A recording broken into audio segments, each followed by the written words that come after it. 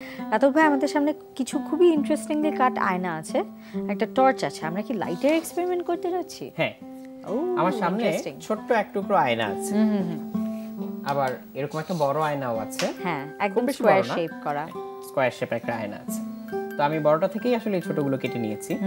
তো এটা দিয়ে আমরা একটা এক্সপেরিমেন্ট করব। ওকে, আমরা একটা রেইনবো তৈরি করতে চাই। ও ওয়াও! আমরা এমনিতে আকাশে কখন রংধনু দেখি? বৃষ্টির পরে। তখন যেদিকে হচ্ছে বৃষ্টি হচ্ছিল তার অপোজিট ডিরেকশনে যদি সূর্য থাকে, সূর্য থেকে আলোটা এসে তখন এই যে বাতাসে যে জলকণাগুলো ভাসতে থাকে সেগুলোর গায়ে লেগে আসলে রংধনুটা তৈরি হয়।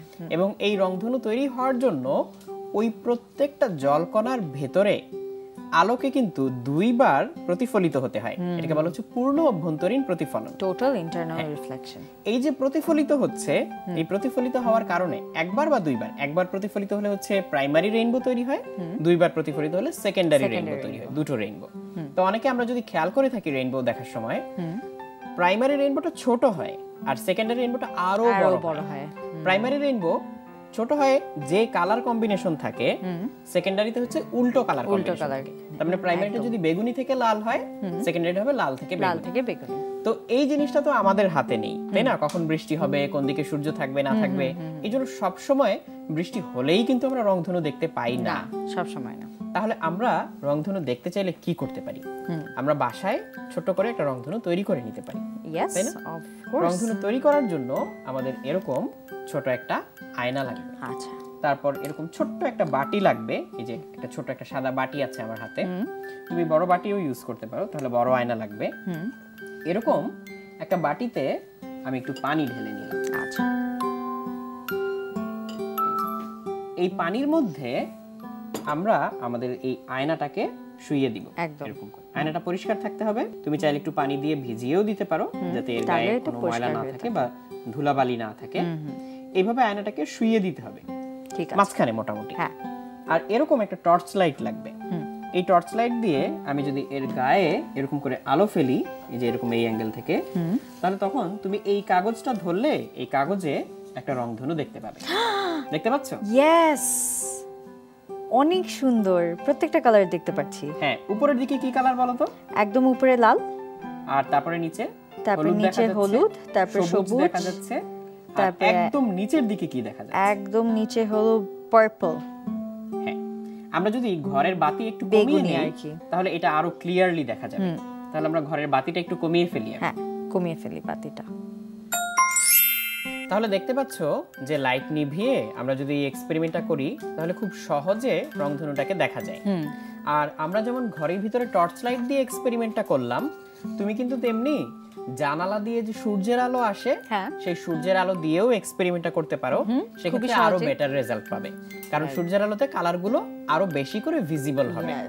আর ঘরের ভিতরে যদি হচ্ছে অন্ধকার করা থাকে, পর্দা টেনে দিয়ে তুমি যদি জাস্ট জানালা দিয়ে একটু আলো আসতে দাও, তাহলে আরো সুন্দর করে তুমি কালারগুলোকে দেখতে পাবে। তাহলে তো আমরা আরো পাওয়ারফুল টর্চও ব্যবহার করতে পারি। হ্যাঁ, আরো পাওয়ারফুল টর্চও ব্যবহার করতে পারো।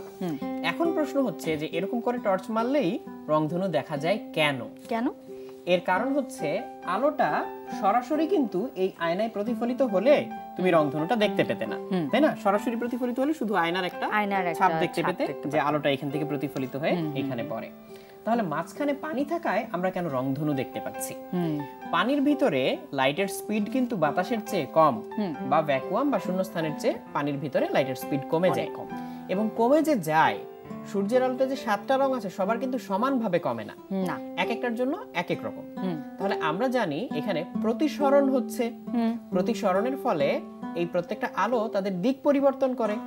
দিক পরিবর্তন করার ফলে লাল আলো যতটুকু বেঁকে যায়, সবুজ আলো তার চেয়েও বেশি বেঁকে যায়, নীল বা বেগুনি আলো তার চেয়েও বেশি বেঁকে যায়। তাহলে তাদের রাস্তাগুলো আলাদা হয়ে যাচ্ছে। এই আলাদা আলাদা আলোগুলো যখন আয়নায় প্রতিফলিত হয়ে তোমার কাগজে পড়ে, তখন তাদেরকে আর একত্রে আমরা সাদা আলো হিসেবে দেখি না, আলাদা আলাদা করে রংধনু হিসেবে দেখি। আর এই প্রত্যেকটা কালারের কিন্তু ফ্রিকোয়েন্সিও আলাদা। তুমি একদম ঠিক বলেছো। ভ্যাকুয়াম বা শূন্যস্থানের মধ্যে দিয়ে আসার সময় আমরা এটা আলাদা করে বুঝি না, কারণ হচ্ছে তারা একই স্পিডে আসে। ভ্যাকুয়ামের মধ্যে দিয়ে সবগুলো কালার, অর্থাৎ ভিন্ন ভিন্ন ফ্রিকোয়েন্সির যে লাইটগুলো, তাদের স্পিড সেম, একদম সেম। যখনই পানিতে ঢুকে পড়ে তখন ওদের স্পিড আলাদা হয়ে যায়, ডিরেকশন আলাদা হয়ে যায়, এই জন্য তাদেরকে আমরা ছড়িয়ে পড়তে দেখি এবং সাদা কাগজটা ধরলে তখন এখানে এরকম রংধনুর মতো একটা প্যাটার্ন দেখা যায়। খুবই সুন্দর একটা রংধনু দেখে ফেললাম।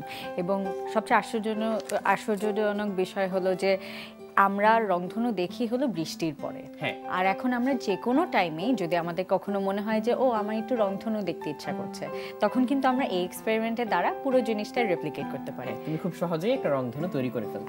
অসংখ্য ধন্যবাদ তোমাকে এটা দেখার জন্য।